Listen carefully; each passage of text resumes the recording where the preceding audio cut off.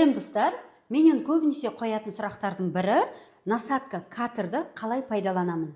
Егер сізде осы насадка болса, онда осы видеодан кейін аяғына дейін қараңыз, сіз толық меңгересіз пайдалануды. Ал бұл насадка жоқтарға сіздер салыстырып көресіздер, бұрынғы біздің теория ыңғайлы ма, әлде бірнеше секундта дайындайтын катер насадкасы ма? Қазір бізде тоңазытқыштан мына қазіргі маусымдық көкөністер, баклажан, кабачок, асқабақ, қызылша, капуста, редиска, жуа, сәбіз, картошка, огурцы, помидор және де саңырауқұлақты турап көрсетемін. Насадка катер ағылшын тілінен аударған кезде to cut, яғни кесу деген сөзді білдіреді. Ол бізде 5 бөліктен тұрады. Біріншісі мынау крышкасы, екіншісі насадканың өзі, яғни пилерге ұқсайды, кесетін осы. Және де ішінде мынадай не бар, бұл чашамен осы насадканы қосады. Және де осындай чаша дейміз ба, өзінің чашасы бар. Тағы да мынау басып тұратыны бар. Мына осындай 5 бөліктен тұрады. Ал кеттік, енді осыны термомикске орнатайық. Енді термомикске саламыз. Насадканың екі жағы бар, қараңыздар мына. Бір дегеніміз осындай домалақ қып кесіп береді, жұқа және де қалың. Екінші жағынан бұл соломка қып кеседі. Соломкында жұқа түрі, қалың түрі, яғни марковча деген сияқтыларға. Енді қазір біз бірінші капустадан бастаймыз, сондықтан мына осы соломканың екіні төмен қарай қоямыз. Сосын крышкамен жабамыз. Төртінші жылдамдық таңдаймыз. Бар болғаны 2 секундта турап шығып жатыр. Мына. Бұл бізде 4-ші жылдамдықта, яғни борышқа болады. Енді реверсті қосқан кезде, қазір көрсетем, ол кезде бұдан да жұқа болады. Қайтадан насадкамызды саламыз. Енді мына жерде, мына қараңыздар, реверсті басамыз. Және де қайтадан 4-ші жылдамдық.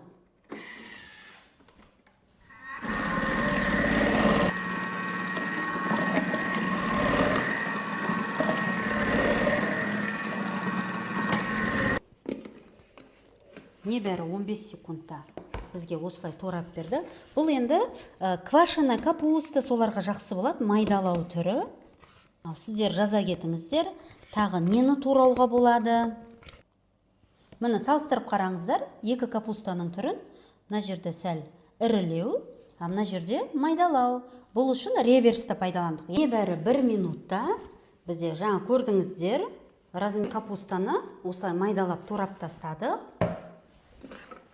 Қалай сіздің ойыңызша? Енді сәбізді де дәл солай жұқа етіп турап аламыз, реверсті пайдаланып. 4 секундта бір сәбізді турап берді, қарап жіберейік.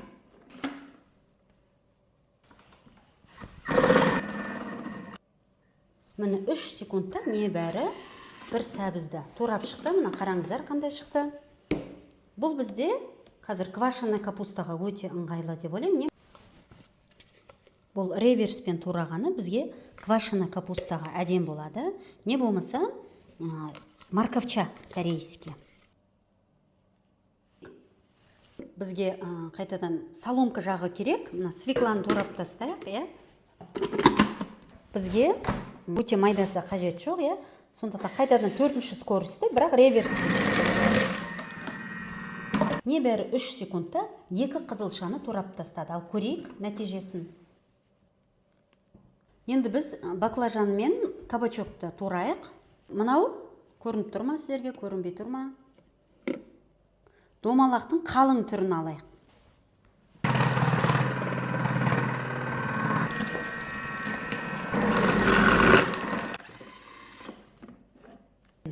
Баклажанымыз дайын болды.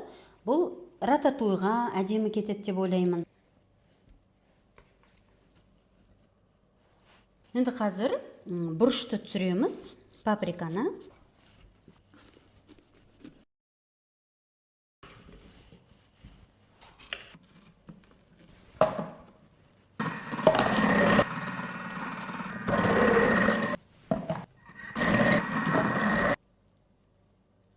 сорпаларға, зажаркаға, борщқа пайдалансақ болады.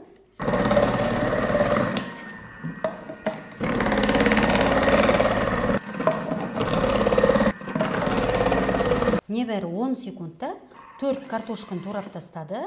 Қарап жіберек не шыққан.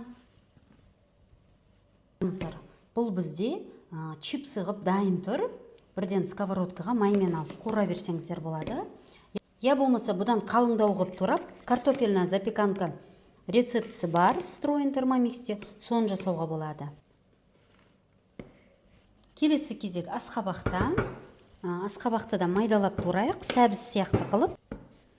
Ортасын алып тастайық дәнектерін. Ладе дайындауға пайдалы ПП тіске басарларға өте ыңғайлы және де пайдалы болады. Өз маусымында жесе асқабақты. Асқабақтың пайдасы бауырға өте көп. Ал кеттік, бірнеше бөліктерге бөліп жүреміз. Енді осы асқабақты неше секундта турайды, соны қарайық.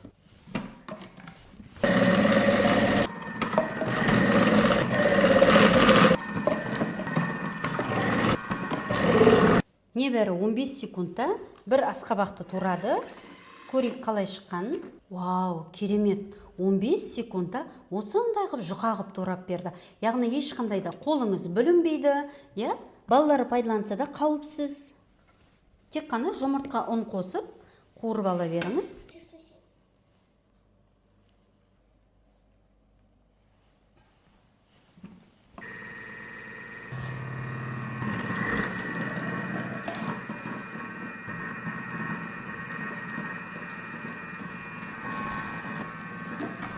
Бәрі 12 секундта 5-6 саңғырғылақты істедік. Енді огурцы, Алишкада. Маста. Мен беріп тұрайын, давай. 8 секундта 2 огурецті тұрады. Көрейік, қандай болған. Али, давай, редисканы ал. Редиска деген осы қызыл. Салауы. Салдың ба? Сал. Екіншісінде сала бер. Так, мына жерге 4-ші жылдамдықты қоямыз. Болды. Небәрі 2 секундта редискіміз дайын болды. Енді осы редискінің біз огурцы түрін жасайық. Давай, Али.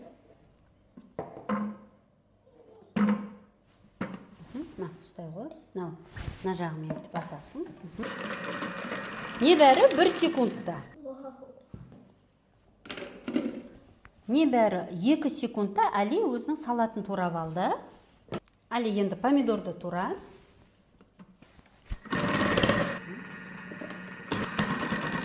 Небәрі 8 секундта 3 помидор турады. Пиццаға қойсақ болады, Мына жақта соғы шықты, соғын томатны сок деп ішіп алсақ болады. Әдем болады деп ойлаймын. Ендігі кезек жуада. Жуаны мен жұқарақ қып ұсынғым келіп тұр, Ал қараңыздар, жұқа қылу үшін небәрі 8 секундта жуамыз туралды. Енді қарап жіберейік. Жуа бізде асханадағы келіншектердің болі десек те болады, өйткені бұны турағанда әрі жылаймыз, әрі маникюр кетеді. Мына қарап жеріңіздер, қандай тамаша тұздыққа. Бұдан жұқа қып тура мүмкін бе? Мына қараңыздар. Ал енді жай ғана сарымсақты сіздерге көрсеткім кеп тұр, қалай болады. Сарымсақты бұлай ұсақтап берді. Ал достар, біз видеомызды тамамдадық. Енді өздеріңіз шешіңіздер. Мына жерде бірнеше минут және де жараланған қолдар ма, әлде бірнеше секунд, бірақ маникюр бұзылмаған. Қайсы терка ыңғайлы?